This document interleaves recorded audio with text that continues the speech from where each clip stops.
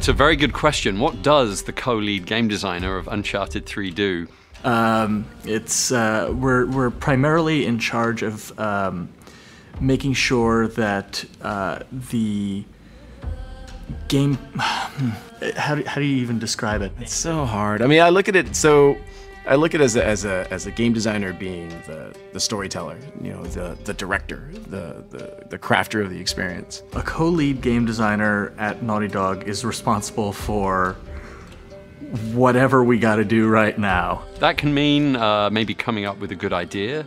It very often means listening to good ideas from our teammates all around us, not just on the design team, but the artists and the animators, the programmers and the audio people, the visual effects guys that we work with, all are terrific game designers in their own ways.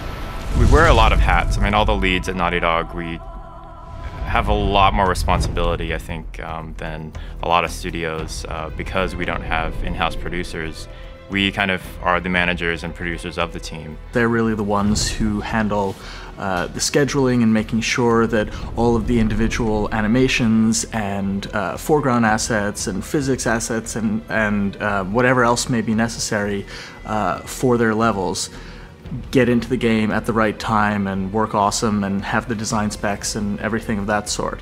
My main job is sort of corralling the designers into a sort of coherent vision for what the game is going to come out like, and how we translate what we call the active cinematic experience into a gameplay that the player is going to like and be interested in all the time. I think a game designer's first and most important role is to be an advocate for the player. We're always thinking about the player's experience, really from the very beginning when they become aware of the game, all the way through to when they're putting in their 100th hour in our multiplayer game. We're always thinking about how can we make their experience better, how can we draw them further into the fictional interactive world that we've created, and how can we entertain them and surprise them and delight them. We're unwilling to settle for anything other than what we consider to be the best possible experience that we can create. The whole idea of the active cinematic experience, the playable Hollywood blockbuster, only barely made it in. There was like one moment in Uncharted 1 that pretty much everyone picked out as like, that's the bit that we want to do in Uncharted 2. And so Uncharted 2 was, hey, that little moment, that 30 seconds of gameplay, how do we make a game that evokes that the entire time? Uncharted 2 was an amazing experience, putting that game together, creating all of that new technology, and doing the groundbreaking things that we did with it. There were so many things in Uncharted 2 that we did that had never been done before. In particular, in terms of having characters running around, interacting on an environment that could move. And so I guess in the process of making Uncharted 3, we really took that idea and ran with it. Don't. Stay down. We now felt like we had more freedom and time and energy to explore more of the artistic aspects of it. As storytellers, it's really important to us that the viewer is engaged with our characters.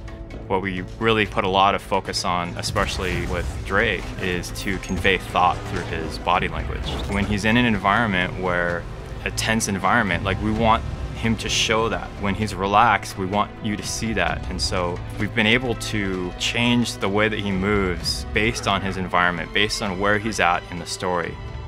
There might be sections where Drake is just completely exhausted, and when you stop moving him, he'll just collapse to the ground, and you kind of pick him back up again, and you feel kind of like, come on, like let's go, it's just a little bit further, we can do this. And it's something that I hope the players appreciate. Suddenly we have the great majority of the technology that we need to make the type of game that we wanted to make from the beginning. And the question becomes, well, where do we go from here?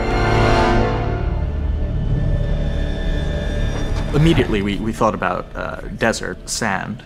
Sand is a very big challenge technologically. It flows and moves and mounds and changes and shifts like water, but also in a more viscous way. So there are all sorts of different gameplay ideas that came from that. I see him! If we could do anything at all that we wanted to do with the same kind of technology, what could we do? And that's what's led us to think of insane things like a whole level which turns, through 90 degrees at key stages of the gameplay on the sinking cruise ship. The cruise ship is one of the most technologically advanced levels I've ever worked on, and certainly I think any other company's worked on. Like, the cruise ship is being driven by a real-time wave ocean simulation that drives the animation of the ship, so it never cycles the same way twice. It feels different every time you play it. When I started the cruise ship, I was actually planning on faking most of that with animation. But then we have this awesome guy, Carlos Gonzalez here, and he was like, why would you do that? Why would you fake it with an animation when we can make you a fully procedural ocean? Nice day for a boat ride. That's one of the other really funny things about Naughty Dog is that I asked for a simpler feature, and Carlos gave me a real-time fully procedural ocean. That's how Naughty Dog rolls. The other sort of big thing that we try to do is to make sure that our multiplayer this time felt much more diverse and interesting, and sort of make it a big ticket item. So what does Uncharted mean, right? Like, it's not only like this big cinematic experience, right? It's also about like your comrades, right? Like the people who you're working with all the time, right? And so we looked at that and like, well, what do we do about that? Okay, well, let's come up with the buddy system. And in single player, we have this cargo plane, and it's really cool sequence in single player. It's extraordinary. It's extraordinary. And I saw that, and I went to Evan Wells, and I said, Evan, we need to use that in a multiplayer map. I'm thinking like the plane's gonna come down this runway, there's gonna be moving trucks around the plane, you're gonna be jumping plane to plane to truck to plane. It's gonna be epic, it's gonna be amazing, it's gonna be incredible. It was one of the most hardest things I've done in my entire life. I saw that and I was like, I thought about all the people that went into making that, the animators and the foreground artists, and Kurt just sitting there and hooking everything up in all the different possible ways it could work. And I was like, we're crazy. So many weeks of work went into less than a 30-second sequence. I look at the stuff that we do, and I can't believe how much love each individual person puts into the stuff that they're responsible for.